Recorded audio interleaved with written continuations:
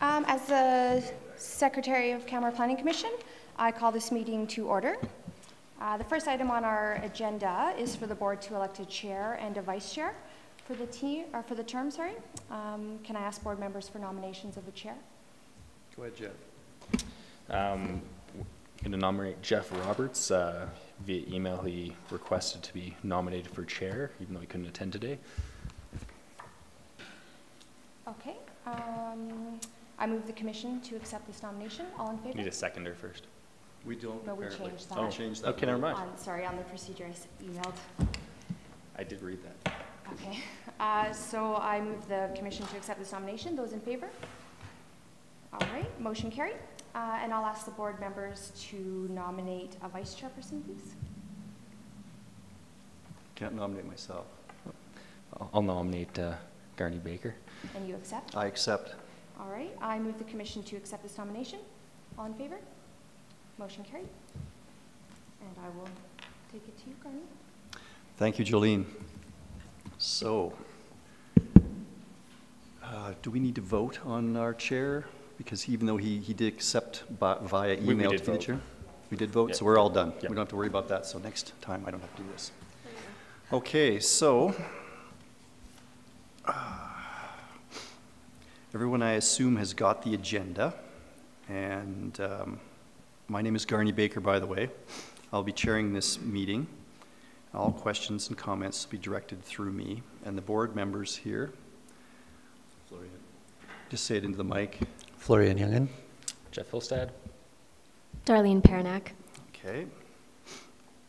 And our town administration introduce themselves, I guess. Jolene Noel, CPC Secretary. Sarah Jones, Planning Permit Clerk.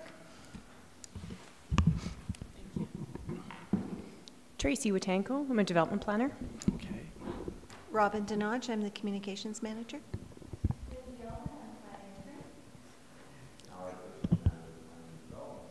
Thank you very much. Now, are there any additions, deletions, or changes to the agenda as we were provided? Okay, and that, may I ask someone to move that we accept the agenda? Motion. Therefore done. Good. We all in favor? Yes.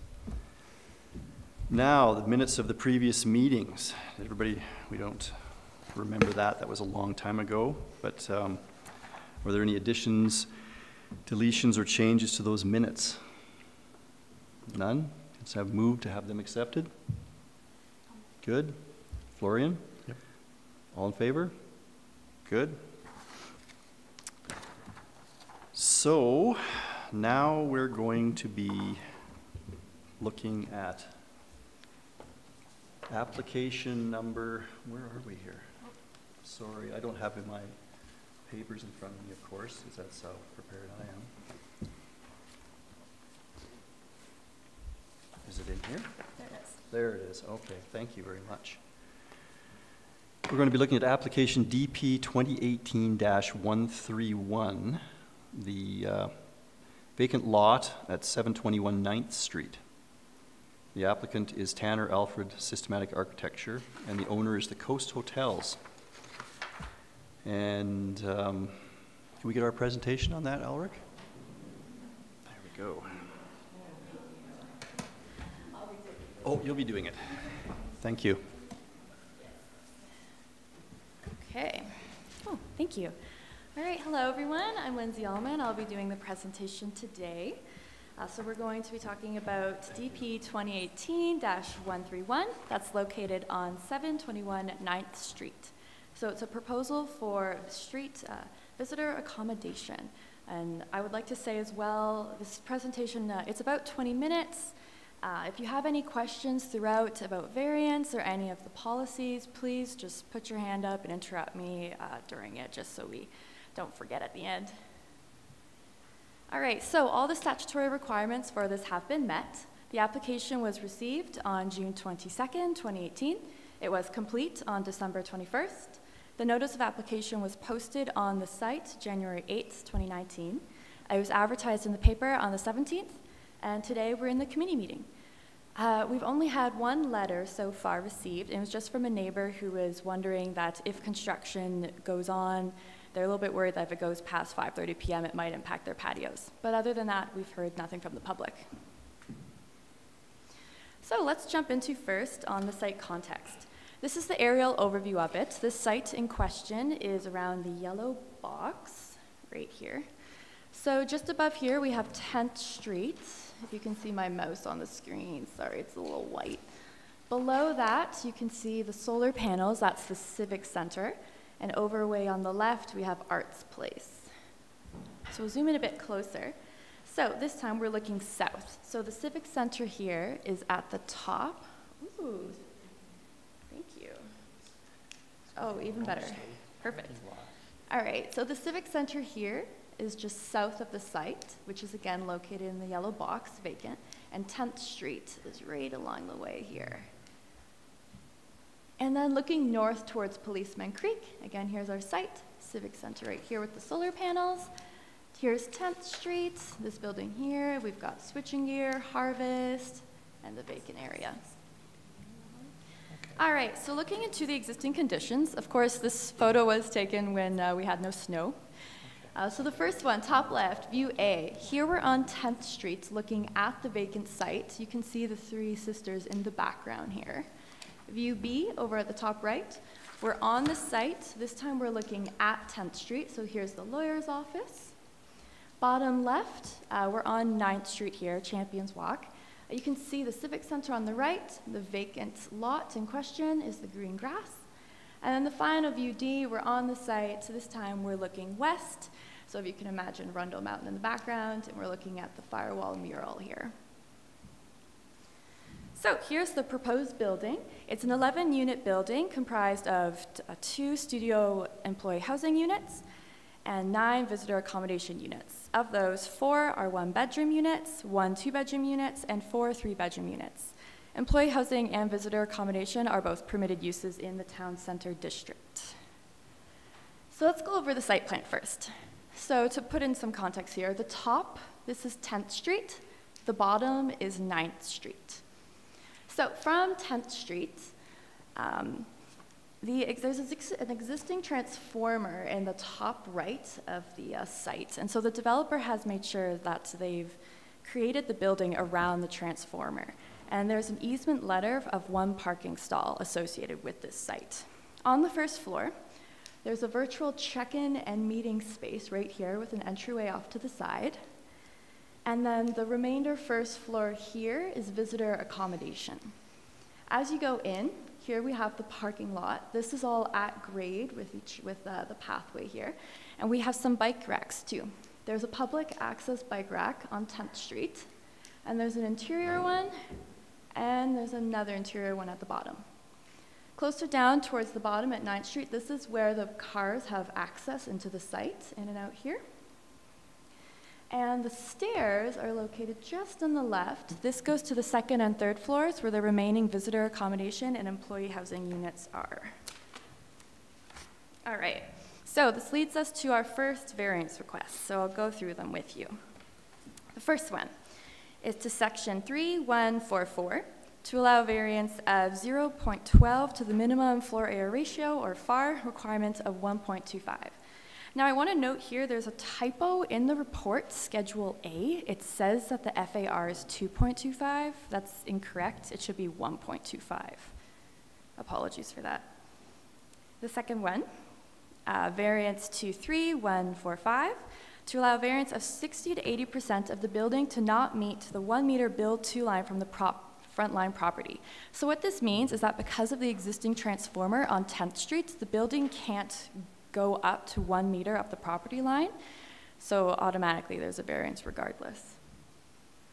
And then into parking, 8.8.5.4, to allow for 9 parking stalls, 8 of which are visitor accommodation, 1 for employee housing, instead of the required 10. So a variance for 1 stall. And then to section 8.8.4.5, or 5.4, pardon me, for vary the requirement for 1 loading stall. So these variances, we've grouped them together because they're all site constraints, and administration recognizes the challenges of this site, and so we're in support of all 4 of these variances. All right, moving on. So building materials. This is a material palette that the applicant has provided for us. It conforms to the architectural standards and design guidelines in the land use bylaw. It makes use of natural mountain character tones and non-combustible roofing, which conform to our fire smart regulations, and it uses a variety of detailing. All right, so height, roof, eaves, and forms. So the top picture here, this is on 10th Street looking east. So imagine Rundle Mountain in the background here. And the bottom one, you're looking west. So imagine you have Lady McDonald somewhere over here. It's backwards. All right. So the proposed development facing 10th Street does not have the traditional 612 pitched roof structure. It's a reverse low-pitched roof that has some varying pitch to match the building's horizontal articulation. You can see at the top here. It has a variety of 312 and 112 roof pitches. The interior roof is a 212 roof pitch. And then the back one on 9th Street is the traditional 612 roof pitch. So you'll see that there's a dotted line here that goes up. This is the plane. So what this is this shows the maximum height allowance for the area. So the land use bylaw was written for the traditional 612 roof pitch. So you'll see that the eaves on both the front and the back stick out a little bit from the plane. The back one is raised in order to allow cars to come in and out of the parking lot, and so you can have 2 full stories above that. Administration has been working over the past few months with the applicant to bring the building design into closer conformance with the bylaw regulations. Changes have been made to the massing, but in order to meet the land use bylaw, it would require a significant redesign of the maximum building eave line height along 10th. So that leads us to our next variance request. So this one's optional up to CPC. It's to section 3148 of the land use bylaw to allow variance of the maximum eave line height to be greater than 7 meters up to 11 meters. So this is a 45% variance, and although the variance requested is large, administration is in support of granting this variance because the building is of modern design. And they've employed other mechanisms to reduce the building massing, such as they've stepped the building back along 10th Street, they have a variety of heights along 10th Street, and they're using more than one material along the building wall to break up the massing. All right, so we'll go into some of the massing to give you a greater understanding of it. So we're back on 10th Street. Here we're looking west, Howling Peak somewhere in the background. As you can see, like I mentioned, stepping back, they've stepped the frontage back here. And this way, looking east, so Lady Mac somewhere in the back again. Like I mentioned before, using different materials to break up the wall massing, so it's not quite as overwhelming. On the other side, 9th Street, looking west towards Rundle, and then this way, looking east. So this is the site access for the cars to go in and out of the area. Okay, now bear with me. This is a bit of a long definition, so I'm going to go through it a bit slowly. The first use that's proposed for this building is visitor accommodation.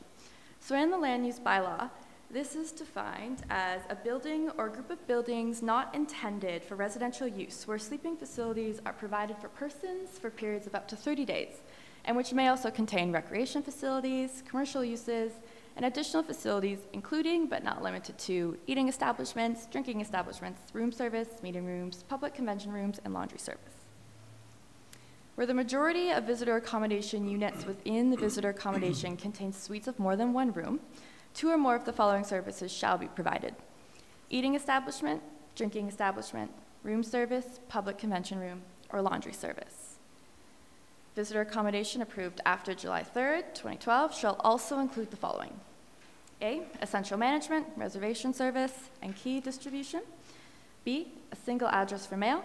C, not serve as a residential address for utility billing.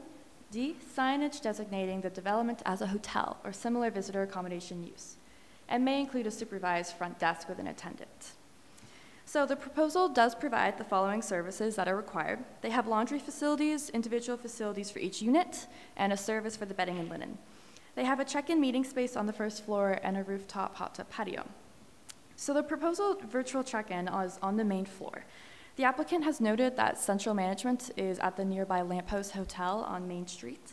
But should the ownership change, the virtual check-in on the main floor could operate as management. All right, our second use, employee housing.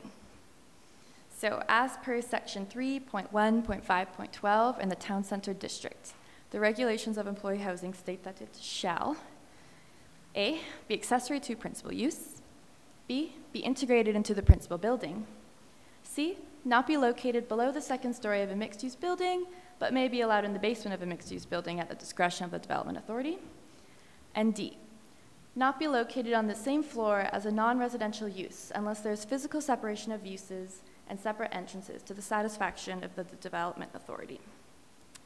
So for this proposal, the employee housing units are located on the same floors as the non-residential visitor accommodation units. While there are separate doors to the employee housing units, the staircase and landing area is shared. Administration does not agree that the applicant's interpretation that it meets physical separation of uses and entrances has been met by this. Because the town center district regulates are more restrictive than other districts in town, there's a higher level of standard that we have to meet than in other places like Bow Valley Trail, for example. So, we have 3 options for CPC on how to interpret this. The first option is that CPC can agree the applicant should have greater physical separation of uses, and a proposed Schedule A condition could require employee housing to be accessed through non-public areas, such as behind the virtual check-in or main desk area. Option 2, CPC can approve the permit as shown and grant a variance to section 3152D if they believe the intent of the regulation is met, but you wish to grant the approval to ensure that employee housing is provided. And your final option, you can approve the permit as shown. So what would these conditions look like? If you choose option A, you wish that there's greater physical separation. We've drafted a potential condition, which is in the report. This is 12A. It could read, employee housing that is integrated with the principal building shall be functionally separated from the visitor accommodation units. Access to employee housing units shall be through non-public areas, such as behind the main reception desk and virtual check-in space. Prior to commencement of construction, the applicant shall resubmit plans for approval to meet the requirement to the satisfaction of the development officer. And then if you decide option 2 or 3, so either you wish to grant a variance or the last one, you don't believe a variance is required for this, we propose a condition in the Schedule A, which is 12B. And this one reads, the 2 studio units identified on the approved plans as employee housing shall not be rented as visitor accommodation. Signage shall be installed on each employee housing exterior door indicating employee housing. Are there any questions about this so far? Yes, I have a question. Do I have to ask through Garni? You can go right ahead. Yeah, I'm interested to hear staff's recommendation on this point because I know there's been some back and forth with the applicant on redesign and whatnot.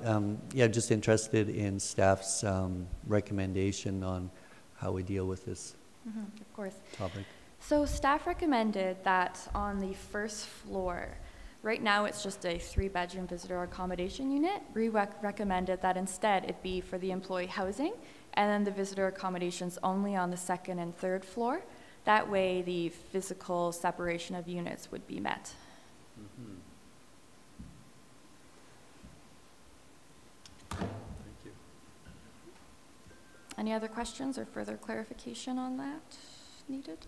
And I guess there's really no way for the town to enforce that those units are in fact used as employee housing. Is that correct?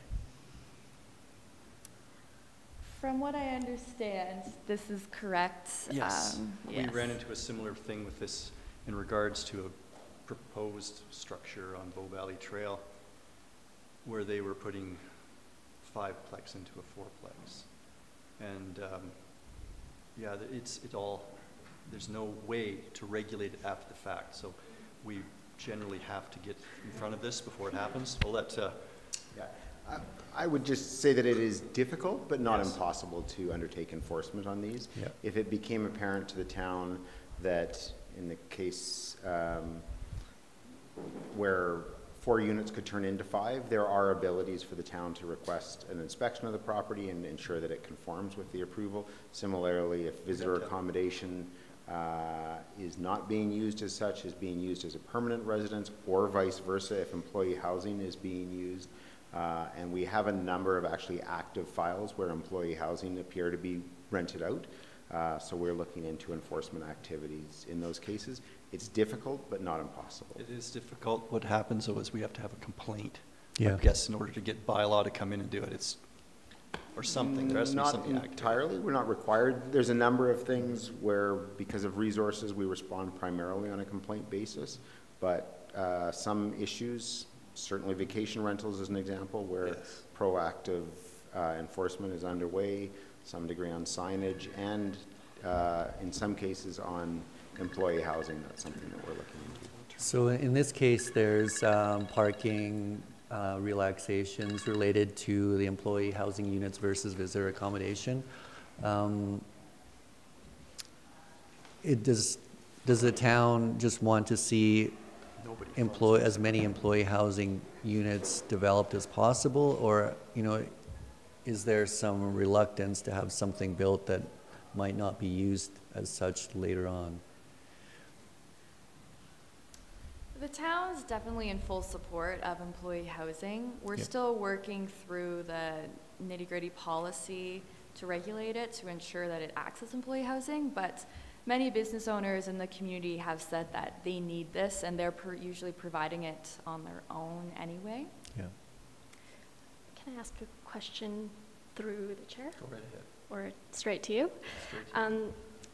So just so I can get my head wrapped around this, is the reason for requiring the staff accommodation to be on the main floor specifically because we don't want to see them being used as visitor accom? So essentially because of enforcement reasons? So the reason that we're thinking it should be on the first floor is because the bylaw states, we'll go back to it. This is the bylaw that states, the bolded part is what made us think the first floor would be more appropriate, because it says it cannot be located on the same floor as non-residential uses. There could be a variety of reasons for this, whether or not to give it a more residential feel, if you're a local here, and do you want to be beside someone who's maybe in and out all the time as a tourist, and also it's easier to enforce. So for that main reason, that's why we asked that it go on the main floor. And do we know as part of this application if those 2 units are to be used specifically for base camp resorts to service those units? That would be up to the applicant's discretion, but I believe what she has said is yes. Thanks. Any other questions so far? All right. If you get more questions about employee housing, we can come back to it at the end too. All right, so let's move on to town center design, pedestrian-oriented streetscape. So section 3.1.5.1 of the land use bylaw requires that a pedestrian-oriented streetscape be established through design elements. This is somewhat difficult for developments that have visitor accommodation on the main floor, such as this one, since this requires more privacy than a coffee shop or a restaurant would. So what the applicant has provided, there is on-street furniture. You can see the benches right here. There's a lot of landscaping. They've exceeded their requirements. There's a bike rack for public use, and they've provided large windows along the frontage. I should note that the proposed landscaping and benches are in the town road right-of-way, so this will require entering into a maintenance agreement with the owner. All right, so business entrance.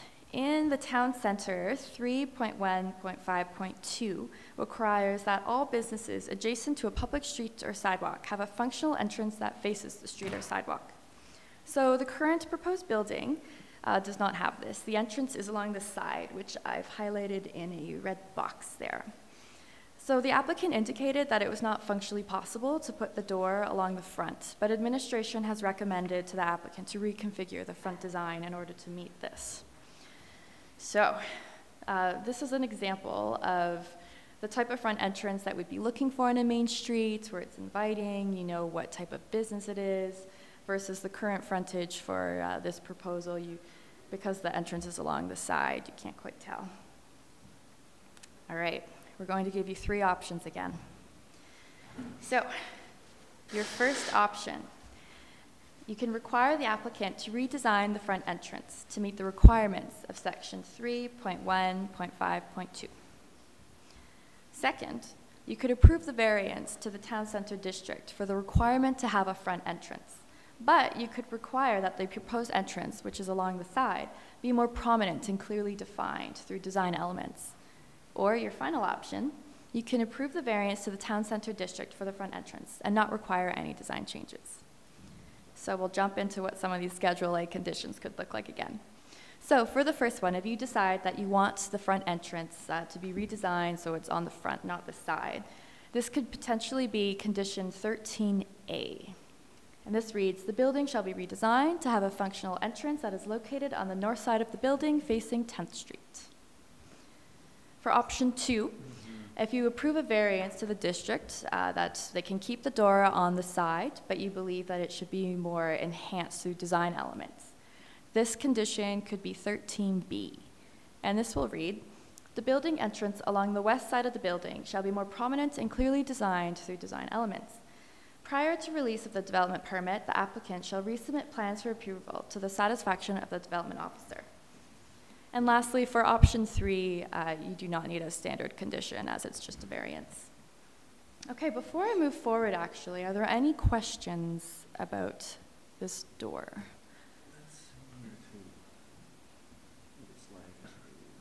No? No? Okay, we can come back to it after. All right, so I'll move on to the architectural and urban design guidelines.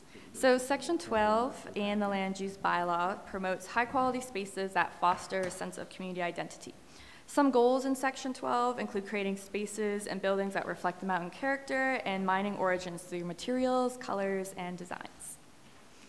So for this one of the requirements that's recommended is that vehicles are not visible to the public. The applicant has succeeded in this, and that all the parking is in the interior space.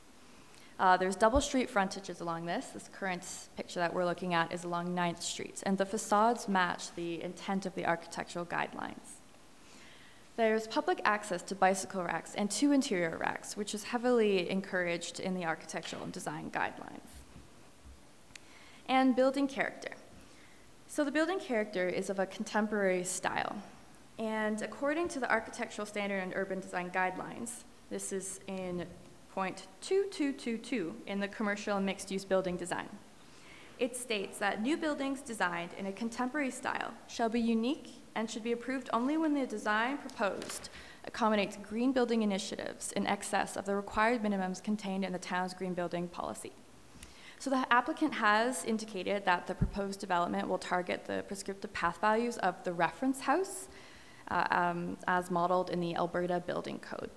And they're going to achieve this by up to 15%. So the application meets this requirement. Next. So the building meets the height requirement and is just shy of the build to line as we mentioned before because of the transformer. The modern style eave line, which requests a variance, makes the building massing appear slightly larger than a traditional 612 roof form. However, the building also appears larger due to its adjacent lots. One is an empty yard space, and the other is significantly set back from the 1 meter build to line and is existing non-conforming. So, in the architectural guidelines, section 2.2.4.3, roof forms, states that areas greater than 15% of the roof that are flat with very shallow pitches, so shallow pitch being a 512 roof pitch or lower, may only be considered when A, they provide architectural variety, not additional floor space, or B, they are designed as a green roof, C, when required for the installation of solar energy, or D, when it can be demonstrated that the building massing is acceptable with consideration of views, overshadowing, and continuity of scale. So administration is satisfied that the applicant has met these considerations for the low sloped roof through the architectural variety of the roof line that they've provided and the consideration for massing by stepping back the building from 10th Street. The sustainability screening report, they have a net score of 39.12. This is quite high as a result of the 2 employee housing units, which is a positive benefit for the social fabric in Canmore. All right, so I'm going to review all of the variants together just so we can have an overview. The first ones, the variance of 0.12 to the minimum floor area ratio. The second, the variance of 60 to 80% of the building not meeting the 1 meter build to line. The third, to allow for 9 parking stalls instead of 10. And the fourth, variance of 1 loading stall. So these are all site constraints that administration is in support with. The optional variances for CPC to consider. Fifth, the variance to the maximum eave-line height. The next one, the physical separation of uses and separate entrances to the employee housing units. And then finally, number 7, the variance to the building entranceway along the side of the building on 10th Street. So,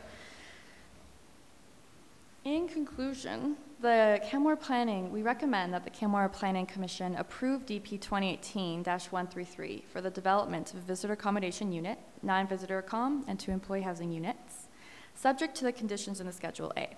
The reason that we've decided to recommend this is that the building does require several variances, and so although this thing may seem daunting to see the list, most of them are site constraints that any development would have to have a variance for if they were to develop. The proposed uses, employee housing and visitor accommodation, does conform with the Municipal Development Plan's vision to promote increases in density in the town center. And they're both permitted uses in the land use bylaw. The provision of 2 employee housing units also conforms with the Municipal Development Plan's initiatives to encourage and increase employee housing opportunities in town. As well, the Town Center Enhancement Concept Plan, this is from '98, does intend for 10th Street to complement Main Street. The current site is vacant, and the proposed building is therefore in conformance with the plan as it enhances the current streetscape. Thank you, and we'll be taking any questions for administration.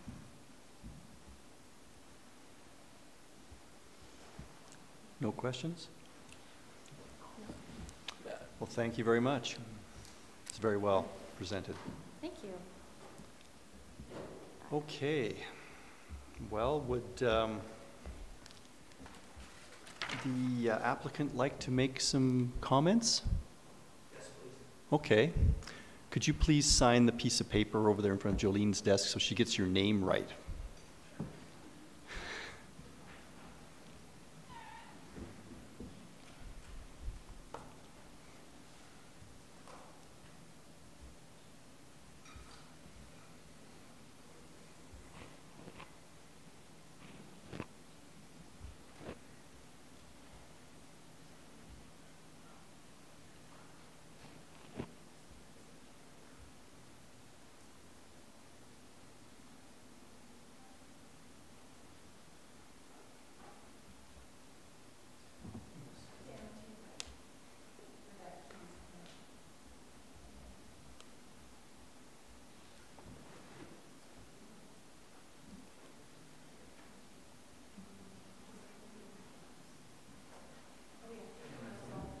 Oh, got it.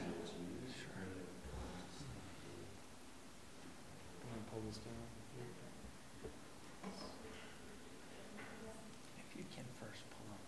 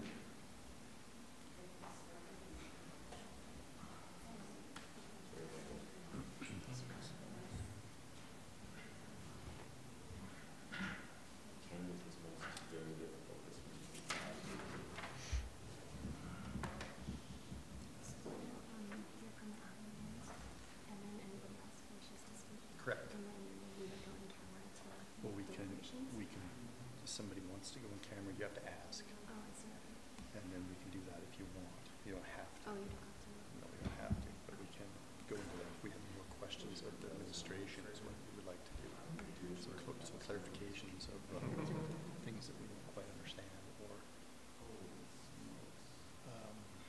Is it atypical? depends. This has got a few things on it that are contentious, but they may answer the questions here. If we go in camera, then administration stays to answer questions, or? Yeah. Well, like, we can ask them. I have Stay. some questions I'd like to know Yeah. answers to in regards to some of the things Yes. that they're doing. Maybe they have a very good reason for it.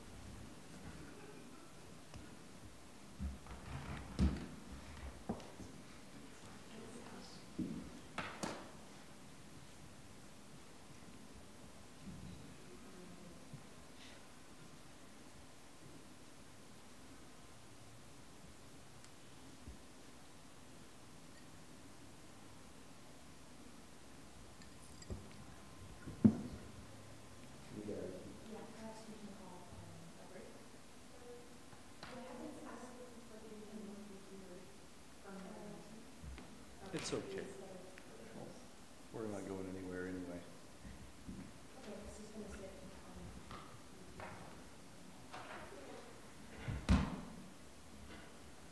It's technical difficulties.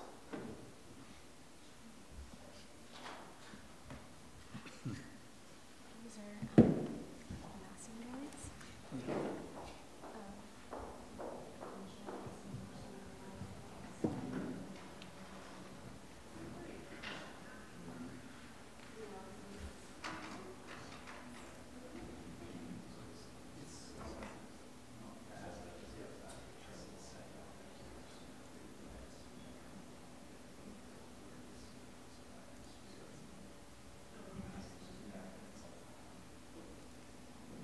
This thing is not working.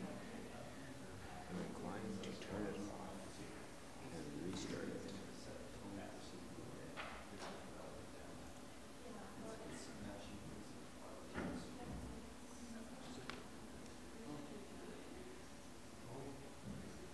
I'm going to shut this computer off.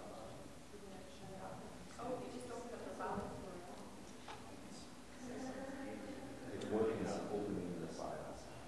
It's working on opening Windows Explorer. I'm not confident it's going to work.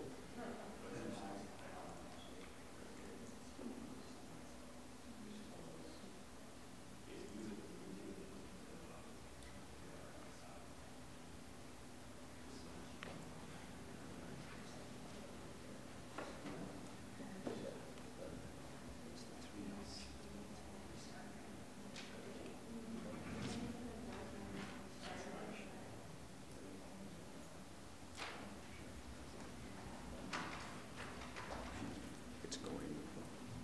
It went to sleep. Typed in. We tried to wake it up. It took about a minute to wake up or more. I put in the. Is it reconnected? Well, I'm restarting it now. Sorry. It sort of is working, but everything's taking about.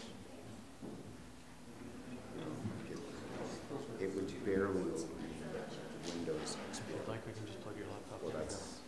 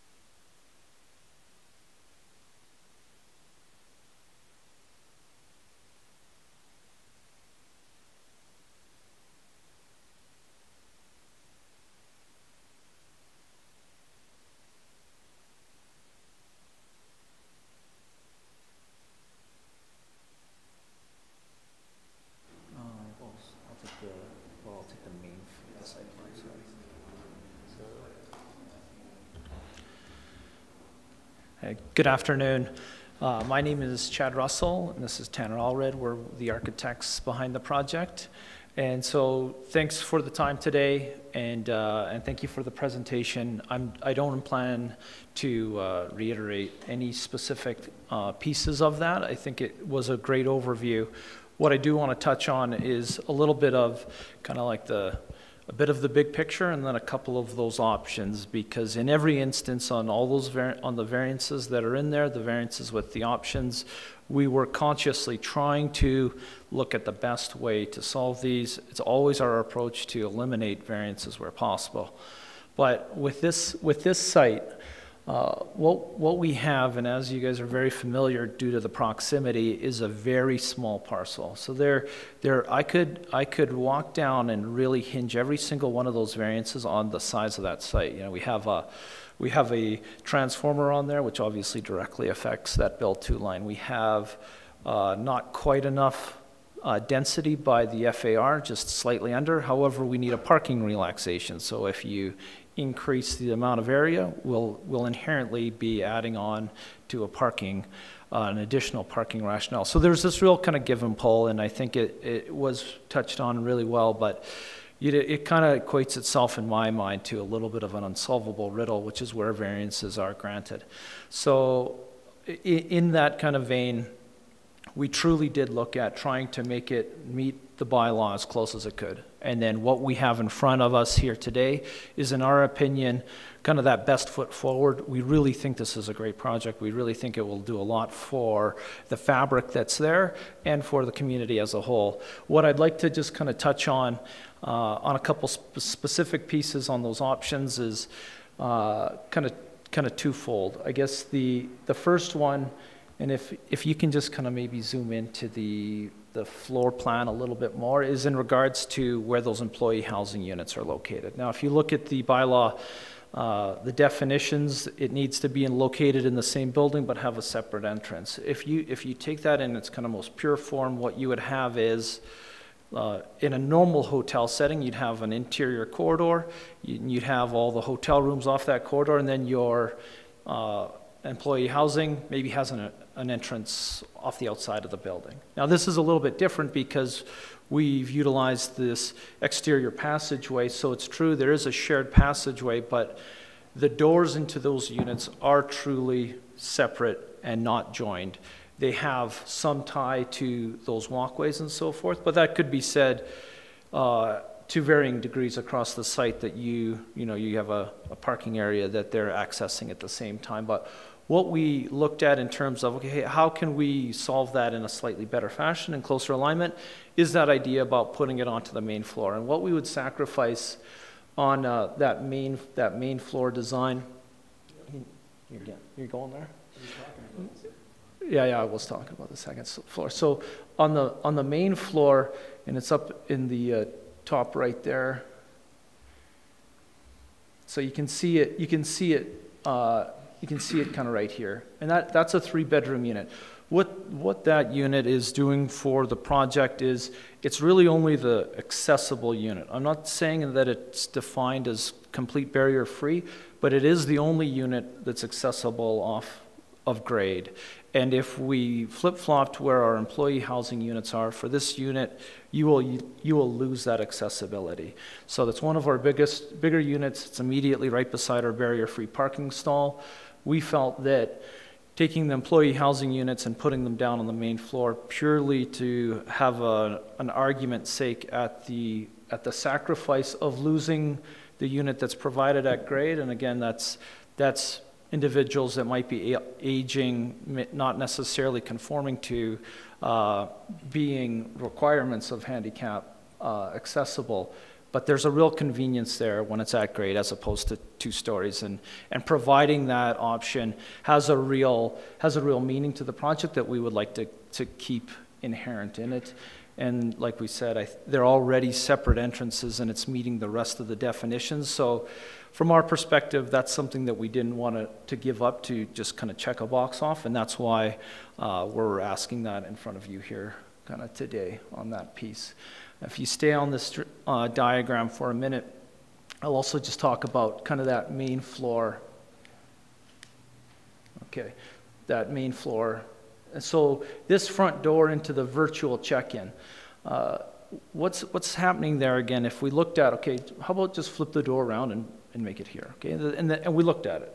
Now what, again, when you give something and you take something else away, what happens is kind of this interface here is we start to lose some of that soft landscaping. And for what we're trying to tie into the public realm is the benches, the landscaping, and within a very short dimension, trying to make the most of that as possible. What happens here, and it's not really touched on because there's nothing in the bylaw that we're really getting credit for that gesture. That's something that we wanted to do for a number of reasons as to access on the inside of the building. But you could have a building that comes across here and steps around the transformer, and it goes building to building, and you have a front door right on the front, and it'll be closer to how the bylaw maps it out. Now, what we have done is we've pulled this building away from this property line to let it breathe a little bit and to create an access through the back into the parking area. And maybe just pan down a little bit, so I can kind of keep the drawing going. And it spills into, there's a stair there and there's a stair up there, and you could spill right out through to that street on this side. And everyone's familiar with that street right out there. And in my mind, I describe that a little bit as shared space. I'm not saying it's a wooner by definition, but you have pedestrians that kind of meander there. The traffic is typically at a slower speed. And so what you have is a bit of this connection through the site that we're not specifically getting any real credit for, but we want to encourage that, okay, well, let's make that entranceway off of the side of this passageway. We've got some landscaping there, again, pushing the threshold as much as we can. The site's so narrow that you can't even do the double-loaded parking, but we have effectively hidden it off of the street. We've tucked waste and recycling around the corner, and you have this connection here, and so that makes the most sense. Sorry, if you could just pan up just back to the front, show the front, where you have that ability to have that door here and to have as much kind of landscaping on the front of that building, a little bit more privacy for that unit. And so that's where it was done. And could you kind of skip over to either a perspective, maybe off of the street? We have looked to utilize, again, all buildings of this nature have signage, but for it to be kind of done in a meaningful manner where there's some signage. Most of the times you're not seeing buildings in true elevation, right? You're seeing them in perspective. So as you see the building pulled off of that property line, you're actually seeing the connection to the back. It's also not a front door in the sense that everybody's coming and going out of that entrance. So as you kind of see this is a good example where here's the front entrance. Now, whether this is a door or that's the door, you can tell that is where we're going to have some of the additional lighting provided, some signage, and kind of create this as our public enhancement, not necessarily just a door handle where there's still already a lot of permeability on the front door. And so that is kind of our approach. We feel that it's the best solution for what we mapped out. And then the last piece that I just kind of reiterate is in terms of the building design, it's very true to the mountain style. It is a bit of a more contemporary take, but these kind of cascading planes that are stepping back and to create a real kind of podium at the bottom that gives it a little bit more sense of scale and this nature where kind of having these pieces in perspective of a ridge in the mountain lines. We also looked at just tipping it down a little bit to fall into direct alignment with the bylaw, and it really waters down the effectiveness of the architecture, which I really think at the end of the day, the main question is the project, what's it giving back? How's it improving the streetscape? And in all cases, from what's there now, but from what it could be and what it could do to just check off all those variances, this is a far better solution, and we're really happy with it. I hope that you guys feel the same way. But if you have any questions on kind of those pieces we talked about or anything else from the presentation, we'd be happy to answer those here. Thank you for your presentation. One question about that front door. How does this kind of project work? There's not really any public, it's not like a commercial store or something where there's public access, right? It's just guests coming to pick up their keys. I'm not entirely clear how the virtual check-in works. Can you just explain that briefly? Yeah, sure, certainly. So through the chair, you know, for the most part, guests of this hotel will get everything via email and on their phone. They'll have, and it's a bit of new concepts really, but they'll have their door code. So if they don't want to see anybody during their stay, they can literally go check in, leave. That you don't have to say hi. You don't have to have a credit card.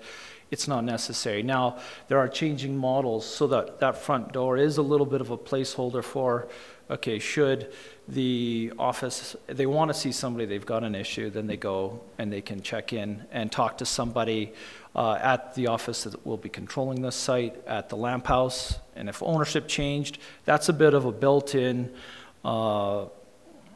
temporal nature so that it could change with it accordingly.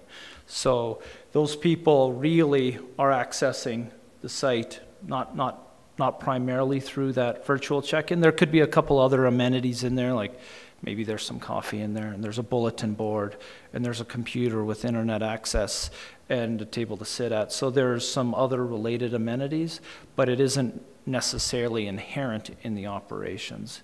And we did touch on the employee housing is really something that was owner driven because their staff at the hotels at Lamp House, at here, are having housing problems like everyone else. So those would be specifically built in for the people that are working at this facility, and that's a real owner desire, not, hey, we're gonna get some credit for this. That's not the approach that was taken here.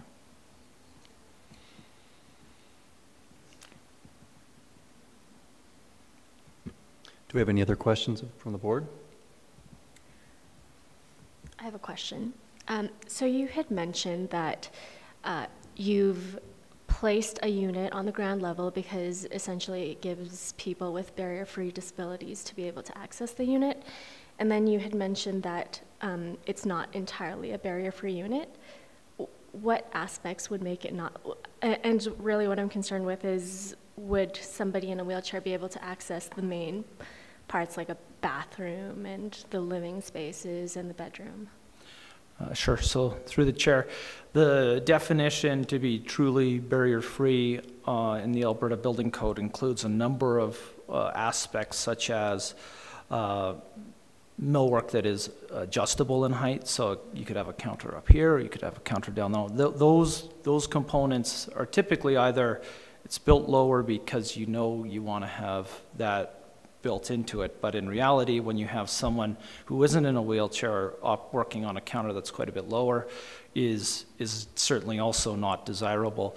So what we've done is that unit is the biggest unit by far. There are a number of places where the 5-foot turning circle is provided, but it doesn't check off every single aspect of the requirements under the definition of the Alberta Building Code, which it doesn't need to because of the nature of the project, but it gets the big ones out of the way so that it would be convenient for someone in a wheelchair to use that unit. Thank you. Jeff? With the employee housing, so one of the options was to put a sign on the door like employee housing or whatever. Even if you just had a sign that said staff only or something, because then most people would just assume it's a storage room or something. If I was walking up there and I didn't have this building plan, I would kind of be like, oh, it's a storage area or something. Like with the other storage areas, are those storage areas for the for the people staying there to use, or are those storage areas for the upkeep and maintenance? Through the chair, for the the hotel, maybe for linens and Yeah. for storage. So will of- those doors have staff only written on those ones? They as well? will, they'll probably most likely have kind of storage be locked off. Okay. Just because if we wouldn't go the route of changing that first floor, it's just, if you had staff only there and then staff only there, just, it would seem more, at least to someone walking through, that it's just, that's just a closet or Delineated something. as staff, accommodation staff only. Yeah, so just, because then it just looks, when you're walking through, it's like, oh, it's just a storage room or something. It's just not maybe as, yeah. It's just trying to get it, if we were to do that variance, just to make it so that it doesn't get, and part of the problem is going to be, almost no matter what we do, it's still going to be in good faith that it gets carried out the way it's meant to be carried out. And otherwise, maybe they'll get caught doing the wrong thing, but that's Not our problem. yeah.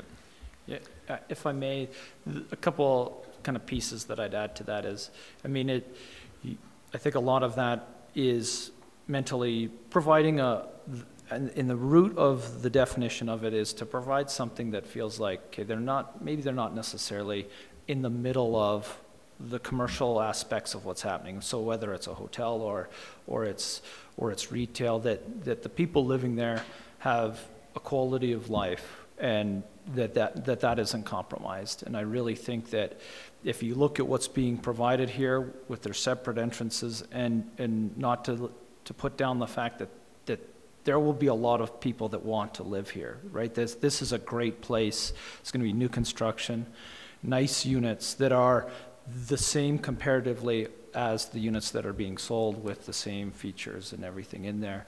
And so, and under today's building code standards. So this isn't, oh, the neighbors are being noisy, and you're comparing it to something that's built years ago and it doesn't have great sound attenuation between units. It has all of those things built into it. It has physical separation. If it's about putting signs to make it one step further, I don't think the owner will object to that. The only thing I always just get a little bit hesitant to is language that comes out of meetings like this when it's at another step of discretion, is just to how far does it have to go, and I want to make sure we can get it there in a very linear fashion, because truth be told, we've been working on this for a long time and we're trying to get it into the ground as soon as possible. The physical separation that you're going to apply here between the residential units and the workers' accommodation, is it just like 2 sheets of drywall, a block wall, cement? What kind of a way are you going to differentiate? Through the chair. So typically that party wall construction has the required fire rating and an air gap. So it has to meet certain specific requirements in terms of the sound rating. So the drywall sound rating, essentially it's kind of like a double wall. I see. Okay.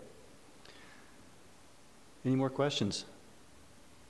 Well, I had lots of questions. However, your presentation gave me assurances that you had a very good reason for everything that you have done here that is of variance. So thank you very much for your presentation.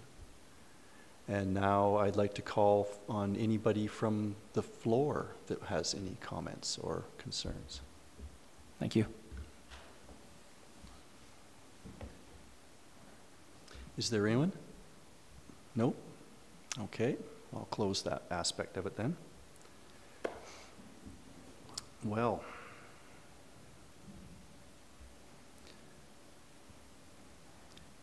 do we as board members need any further counsel from the from our good advisors from the town?